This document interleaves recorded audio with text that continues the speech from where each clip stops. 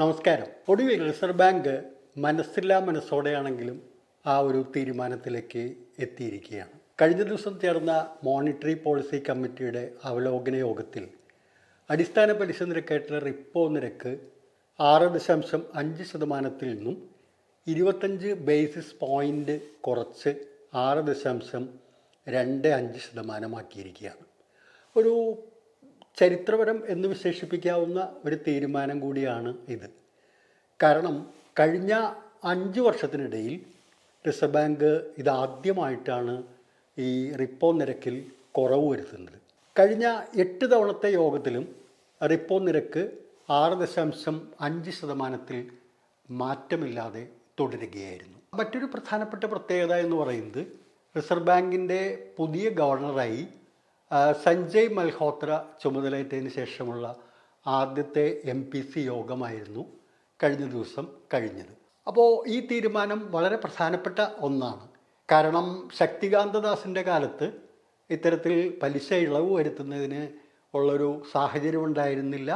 അന്ന് reserve bank അതിന് തയ്യാറായതുമില്ല. എന്നാൽ പുതിയ ഗവർണർ സഞ്ജയ് മൽഹോത്ര വന്നതിന് ശേഷം തൻ്റെ ആദ്യത്തെ MPC യോഗത്തിൽ തന്നെ ഈ റെപ്പോ നിരക്ക് കുറയ്ക്കുക എന്നുള്ള തീരുമാനത്തിലേക്ക് പോവുകയായിരുന്നു. അപ്പോൾ ഏതായാലും കേന്ദ്ര സർക്കാരിൻ്റെ ഇംഗിതത്തോട്, അവരുടെ മനസ്സിലിരിപ്പിനോട്, അവരുടെ ആവശ്യത്തോട് ചേർന്ന് പോകുന്ന വിധത്തിലുള്ളൊരു ഡിസിഷനാണ് MPC യോഗത്തിൽ ഉണ്ടായത്. ഒരു പരിധിവരെ രാജ്യത്തെ സാമ്പത്തിക സാഹചര്യം പിടിച്ചു നിൽക്കാൻ കഴിയാത്തൊരു രീതിയിലേക്ക് പോകുന്നു എന്ന് മനസ്സിലാക്കിക്കൊണ്ട് കൂടിയാണ് ഈ ഒരു പലിശ കുറയ്ക്കുന്നതിനുള്ള ഒരു തീരുമാനത്തിലേക്ക് പോയിരിക്കുന്നത്. കോവിഡിന് ശേഷമുള്ള 2021-22 സാമ്പത്തിക വർഷത്തിൽ ഇന്ത്യയുടെ വളർച്ചാ നിരക്ക് 9.7% എത്തുകയുണ്ടായി. പിന്നീട് 2022-23 അത് 7% കുറഞ്ഞു. എങ്കിലും 2023-24 സാമ്പത്തിക വർഷത്തിലെത്തുമ്പോൾ 8.2% ഉയരുകയുണ്ടായി. പക്ഷെ പിന്നീട് നാം കാണുന്നത് ഓരോ പാദത്തിലും പതുക്കെയാണെങ്കിലും ഇന്ത്യയുടെ GDP ഗ്രോത്ത് താഴോട്ട് വരുന്നതാണ്. 2025-26 സാമ്പത്തിക വർഷത്തിൽ, അതായത് അടുത്ത സാമ്പത്തിക വർഷത്തിൽ പ്രതീക്ഷിക്കുന്ന വളർച്ചാ നിരക്ക് 6.7% മാത്രമാണ്. അടുത്ത സാമ്പത്തിക വർഷത്തിൻ്റെ ഒന്നാം പാദത്തിൽ 6.7%, രണ്ടാം പാദത്തിൽ 7%, 3ഉം 4ഉം പാദങ്ങളിൽ 6.5% വീതവുമാണ് വളർച്ച പ്രതീക്ഷിക്കുന്നത്. അപ്പോൾ ഈ നടപ്പ് സാമ്പത്തിക വർഷത്തിലും അതുപോലെ അടുത്ത സാമ്പത്തിക വർഷത്തിലും 7% താഴെയായിരിക്കും വളർച്ചാ നിരക്ക് എന്ന് ഏറെക്കുറെ നമുക്ക് അനുമാനിക്കാൻ കഴിയും. അതായത് 2021-22 ശേഷം ഉണ്ടായിട്ടുള്ള ഏറ്റവും മോശമായൊരു വളർച്ചാ നിരക്കിലേക്ക് ഈ നടപ്പ് സാമ്പത്തിക വർഷത്തിലും അടുത്ത സാമ്പത്തിക വർഷത്തിലും രാജ്യം പോകുന്നു എന്നാണ് അത് സൂചിപ്പിക്കുന്നത്. അത് തീർച്ചയായിട്ടും പല കാരണങ്ങളുണ്ട്. അതായത് രാജ്യത്തിൻ്റെ സാമ്പത്തിക വളർച്ച മുന്നോട്ട് പോകുന്നില്ല എന്നുള്ളതൊരു യാഥാർത്ഥ്യമായി നമ്മുടെ മുന്നിൽ നിൽക്കുകയാണ്. അതിന് പ്രധാനപ്പെട്ട കാര്യം എന്ന് പറയുന്നത് നമ്മുടെ ഡിമാൻഡിൽ ഉണ്ടായിരിക്കുന്ന കുറവ്.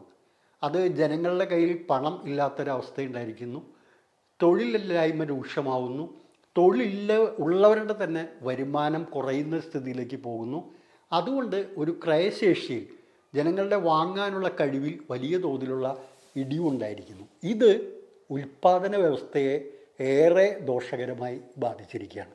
ഈ ഒരു സാഹചര്യമാണ് ഈ വളർച്ചാ നിരക്ക് താഴോട്ട് പോകുന്നതിനുള്ള കാരണമായി വന്നിരിക്കുന്നത്.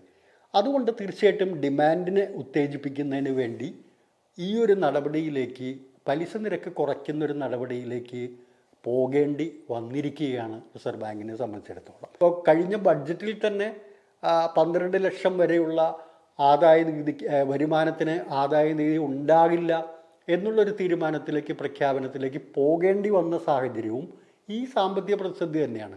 അതായത് ഡിമാൻഡിൽ സംഭവിച്ചിരിക്കുന്ന കുറവും അത് സാമ്പത്തിക മേഖലയെ ഞെരുക്കുന്നതും വ്യാപാര വാണിജ്യ മേഖലകളെ പിടിച്ച് ഉലയ്ക്കുന്നതുമായൊരു സാഹചര്യം വളർച്ചയെ വലിയ തോതിൽ പ്രതികൂലമായി ബാധിക്കുന്നു എന്നുള്ള അവസ്ഥ സർക്കാരിനൊടുവിൽ തിരിച്ചറിയേണ്ടി വന്നിരിക്കുകയാണ്.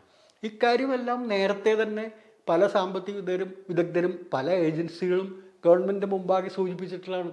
പക്ഷെ അന്നെല്ലാം അവകാശപ്പെട്ടിരുന്നത് അല്ലല്ല, ഇന്ത്യ വലിയ തോതിൽ വളർച്ച കൈവരിക്കുന്നു, ലോകത്ത് മറ്റൊരു രാജ്യത്തിന് നേടാനാകാത്ത വളർച്ച ഇന്ത്യ കൈവരിച്ചിരിക്കുന്നു എന്നൊക്കെ പറഞ്ഞ് ഊറ്റം കൊള്ളുന്ന ഒരു സ്ഥിതിവിശേഷമാണ് ഉണ്ടായിരുന്നത്. അപ്പോൾ ഇപ്പോൾ യാഥാർത്ഥ്യം, അതായത് ഒരു സാമ്പത്തിക മാന്ദ്യത്തിൻ്റെ ഒരു സ്ലോ ഡൗണിൻ്റെ സിറ്റുവേഷനിലേക്ക് രാജ്യം പോകുന്നു എന്നുള്ളൊരു യാഥാർത്ഥ്യം മനസ്സിലാക്കുന്നു. അതുകൊണ്ടാണ് ഈ മാറ്റം മറിച്ചിലുകൾ ഉണ്ടായിരിക്കുന്നത്.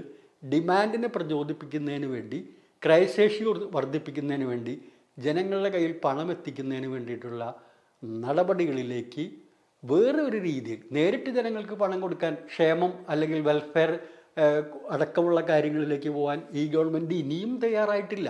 ബഡ്ജറ്റ് എടുക്കുകയാണെങ്കിൽ അതിനകത്ത് കേന്ദ്ര ബഡ്ജറ്റിൽ ക്ഷേമം, വെൽഫെയർ എന്ന് പറയുന്ന വാക്കേ പ്രയോഗിക്കുന്നില്ല. ഒരു തരത്തിലും ജനങ്ങൾക്ക് ആശ്വാസം നൽകുന്ന പൊതു ആയ ഒരു തീരുമാനത്തിലേക്ക് ഗവൺമെൻറ് പോയിട്ടില്ല. ഇപ്പോൾ ആദായ നികുതിയുടെ കാര്യം ഇളവ് തന്നെ പരിഗണിക്കുകയാണെങ്കിൽ ഏകദേശം ഒരു പരമാവധി ഒരു 3 ലക്ഷം ആളുകൾക്ക് പ്രയോജനം കിട്ടുന്ന കാര്യമാണ് അതിലൂടെ വരുന്നത്. എക്രോസ് ദ ബോർഡ് എല്ലാ ജനങ്ങൾക്കും നേട്ടമുണ്ടാകുന്ന ഒന്നും തന്നെ ബഡ്ജറ്റിൽ കേന്ദ്ര സർക്കാരിന് പ്രഖ്യാപിക്കാൻ കഴിഞ്ഞിട്ടില്ല. അതോടൊപ്പം തന്നെയാണ് ഈ വളർച്ചാ നിരക്കിലെ മുരടിപ്പും. ഈ ഒരു സാഹചര്യത്തിലാണ് ഏറെ സമ്മർദ്ദങ്ങൾക്ക് വിധേയമായി എന്ന് പറയാവുന്ന വിധത്തിൽ റിസർവ് ബാങ്ക് ഈ തീരുമാനത്തിലേക്ക് പോയിരിക്കുന്നത്. ആഗോള രംഗത്തെ ജിയോ പൊളിറ്റിക്കൽ ടെൻഷൻ അടക്കമുള്ള കാര്യങ്ങളെല്ലാം ഇന്ത്യയെ ഏറെ പ്രതികൂലമായി ബാധിക്കുന്ന ഒരു സിറ്റുവേഷനിലാണ് നമ്മൾ നിൽക്കുന്നത്. അത് തീർച്ചയായിട്ടും സാമ്പത്തിക മാന്ദ്യത്തെ കൂടുതൽ ശക്തമാകുന്നൊരു സ്ഥിതിവിശേഷം ഉണ്ട്. ഇപ്പോൾ പ്രസിഡന്റ് ഡൊണാൾഡ് ട്രംപ് അധികാരത്തിൽ വന്നതിന് ശേഷമുള്ള വ്യാപാര യുദ്ധം അടക്കമുള്ള കാര്യങ്ങൾ, ഇസ്രായേൽ ഹമാസിനെ ആക്രമിക്കുന്ന, ഗാസയെ പിടിച്ചെടുക്കും എന്നതടക്കമുള്ള ട്രംപിൻ്റെ പ്രഖ്യാപനങ്ങൾ, മറ്റു രാജ്യങ്ങൾക്ക് നേരെ കടുത്ത സാമ്പത്തിക ഉപരോധം ഏർപ്പെടുത്തുന്ന നിലപാടുകൾ, ഇതെല്ലാം ലോകത്ത് വലിയ തോതിൽ സാമ്പത്തിക ഞെരുക്കം, പ്രതിസന്ധി ഉളവാക്കുന്നതിന് സാധ്യതയുള്ള കാര്യങ്ങളാണ്.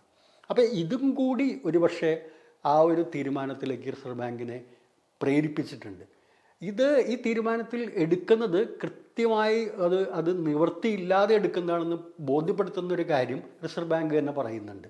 അതായത് റിസർവ് ബാങ്ക് ആഗ്രഹിക്കുന്ന ഒരു പണപ്പെരുപ്പ നിരക്ക് എന്ന് പറയുന്നത് 4% എന്ന തോതാണ്. പക്ഷേ നടപ്പ് സാമ്പത്തിക വർഷത്തിൽ റിസർവ് ബാങ്ക് പ്രതീക്ഷിക്കുന്നത് 4.8% പണപ്പെരുപ്പമാണ്. അടുത്ത സാമ്പത്തിക വർഷത്തിൽ 2025-26 4.2% പണപ്പെരുപ്പ നിരക്ക് എന്നുമാണ് അനുമാനിക്കുന്നത്. തീവ്രമായ ഒരു ഭക്ഷ്യപണപ്പെരുപ്പം നിലനിൽക്കുന്നുണ്ട് എന്നുള്ളൊരു യാഥാർത്ഥ്യം നമ്മുടെ മുമ്പിലുണ്ട്. അപ്പോൾ ഈ ഘടകങ്ങളെല്ലാം കാണിക്കുന്നത് വലിയൊരു കുഴപ്പം സാമ്പത്തിക മേഖലയ്ക്ക് ഉണ്ട് എന്നുള്ളതാണ്. അതുകൊണ്ട് വളർച്ചാ നിരക്ക് താഴോട്ട് പോകാതിരിക്കാൻ വേണ്ടി, ഡിമാൻഡ് കൂടുതൽ താഴോട്ട് പോകാതിരിക്കാൻ വേണ്ടി, അത്തരത്തിലൊരു ഉത്തേജനം നൽകുന്നതിന് വേണ്ടി ഒരു ഈസി മണി, ഒരു ടാക്ടിക്സ്, അല്ലെങ്കിൽ കൂടുതൽ പണം സമ്പദ് വ്യവസ്ഥയിലേക്ക് എത്തുക എന്നുള്ള ഒരു ടാക്ടിക്സിലേക്ക് ഒടുവിൽ പോകേണ്ടി വന്നിരിക്കുന്നു. അതിൻ്റെ ഭാഗമായിട്ടാണ് കഴിഞ്ഞ ദിവസം 25 ബേസിസ് പോയിൻ്റ് കുറച്ചുകൊണ്ട് റിപ്പോ നിരക്ക് 4.25% ആക്കിയിരിക്കുന്നത്.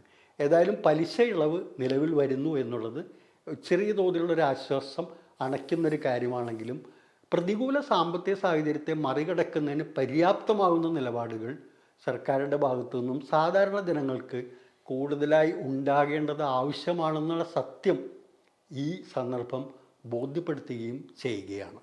നന്ദി, നമസ്കാരം.